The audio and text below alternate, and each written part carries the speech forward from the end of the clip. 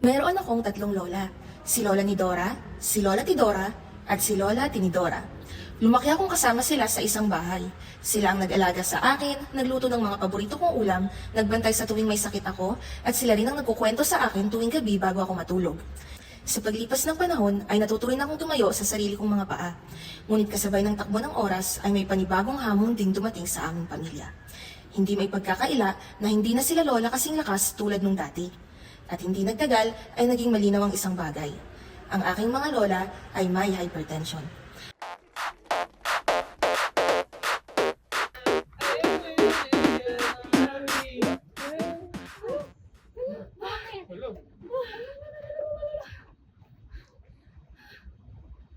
Ayoko. Bicycle!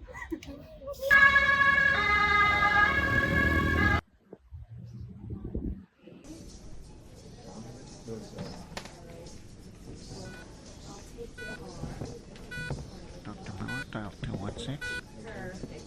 Dr. Mauer, dial 216.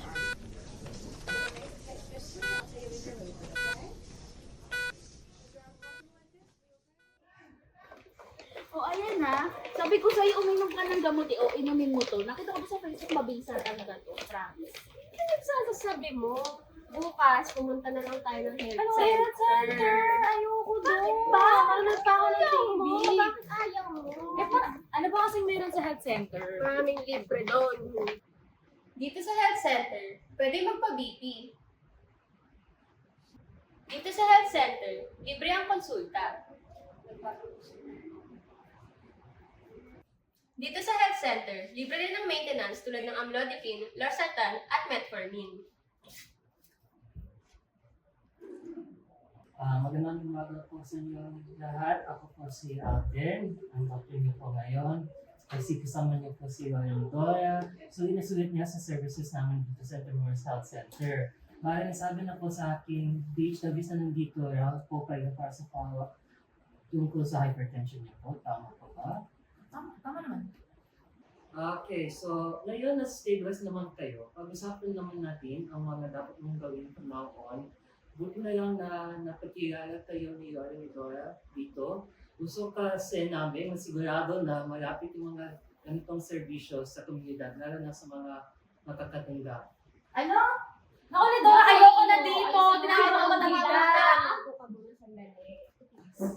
Joke lang po. Bali ngayon, stable naman po kayo. Siyempre gusto natin magtuloy at maiwasan yung mga anumang attack tulad na nangyari. Simula ngayon, may mga babaguhin na tayong lifestyle at ay isa na po sa iyong gamot na strictly dapat mong i-take regularly, ha? Una, nagsusmoke po ba kayo? Or alcohol, umiinom? Kailangan po natin muna itigil yan. Hindi lang para sa hypertension mo, kundi para rin sa lungs at liver niyo po. Ikalawa, kailangan natin magsimula ng exercise. Hindi kailangan na mabuhat ng mabigat na gamit. Kahit lakad-lakad lang, 30 minutes once a day, ito ay malaking tulong sa puso nyo sa pumping ng heart. Ikatlo, magbabago ang diet. Mabawasan natin ang mga pagkain na high in salt and fat. Ang mga ganitong ulam ay may epekto sa puso, blood vessels, at ang balance ng electrolytes sa loob ng katawan nyo. Yung overall effect nito ay tumataas ng blood pressure nyo. Para naman sa gamot mo, magbibigay tayo ng oral antihypertensives kasi di naman pwede lalo ng ka-IV, di ba? So ngayon, para sa inyong mga maintenance medicine, magbibigay ako ng amlodipine 5 mg once daily. Dapat pare-parehong oras araw-araw, ha? After 1 month, babalik kayo dito ulit para ma-check ako ulit ng BP nyo. Kapag mataas tayo, doon lang tayo mag-explore ng iba't ibang medication at dosage na bagay sa inyong case. Okay lang ba dito? Oh my. Ito, kailangan pa ba ng mga gamot na yan? Kasi nag-work naman sa akin yung mga pag-exercise ko, pag-inom ng mga hair pack. Dahil tinawan ako ngayon, so hindi pa ba? Ano nga ba ang nagagawa ng mga gamot na nakakapampababa ng blood pressure? Doc? Magandang araw sa inyo. Narito ako para ipaliwanag ang iba't ibang klase ng gamot para sa alta presyon. Una, meron tayong tinatawag na diuretics o pampaihi. Ang halimbawa na lang ito ay ang furosemide, kung saan ito ay nagpapataas ng paglabas ng sodium sa ating katawan kasabay ng tubig. Dahil dito, bumababa ang blood volume na nagre-resulta ng pagbaba ng blood pressure. Pangalawa naman ay ang angiotensin converting enzyme inhibitors o mas kilala sa tawag na ACE inhibitors. Ito yung mga nakita natin sa butikan na nagtatapos sa April, captopril, enalapril at lisinopril. Humaharang ito sa enzyme na nagko-convert ng angiotensin 1 to angiotensin 2. Ang angiotensin 2 ay nagpapasikip ng ugat natin. Kaya kung mababa ang bilang nito, lumuluwag at gumaganda ang daloy ng ating dugo na nagre-resulta sa pagbaba ng blood pressure. Pangatlo ay ang angiotensin 2 receptor blockers or mga losartan. Ito naman ay may pagkakahalintulad sa ACE inhibitors. Ngunit, ang hinaharang nito ay hindi enzyme, ngunit ang mismong receptor ng angiotensin 2. Gayon, dumadaloy ang dugo ng mas maayos at bumababa ang blood pressure. Pang-apat naman ay ang mga calcium channel blockers. Ito yung mga amlodipine at diltiazem. Ang ginagawa nito ay pinapababa ang pagpasok ng calcium sa mga muscle sa ating ugat at ating puso. Kung kaya, lumuluwag ang ating mga ugat at umaayos ang daloy ng ating mga dugo. Kasabay nito ang pagbaba ng penting ng ating puso. Panglima at panghuli ay ang mga beta blockers. Kabilang dito ang atenolol, propranolol at metoprolol. Hinaharang nito ang mga beta-adrenergic receptors sa ating puso. Pinahihina nito at pinababagal ang tibok ng puso na nagre-resulta sa pagbaba ng cardiac output o kabuuang dami ng dugo na ibinubuga ng ating puso sa loob ng 1 minuto.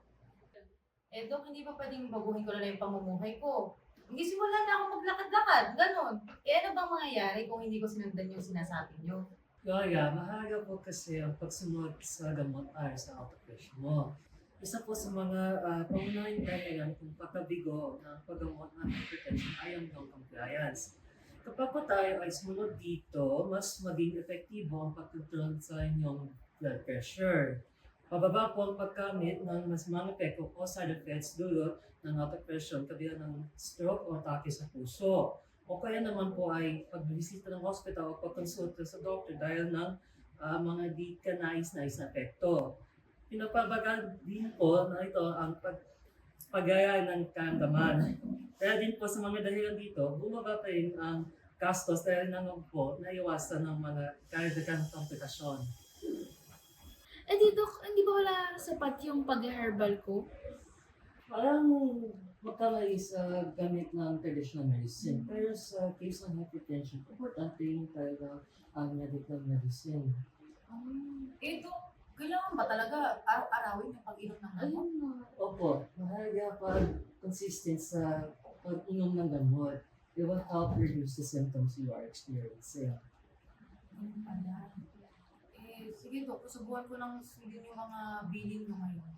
Ako rin. Susubukan ko na rin inumin yung mga gamot ko. Sabay tayo Sabi ko sa inyo, mag-maintenance na tayo sabay-sabay eh. Lagi mo ka napapayala. Ako bahala sa'yo.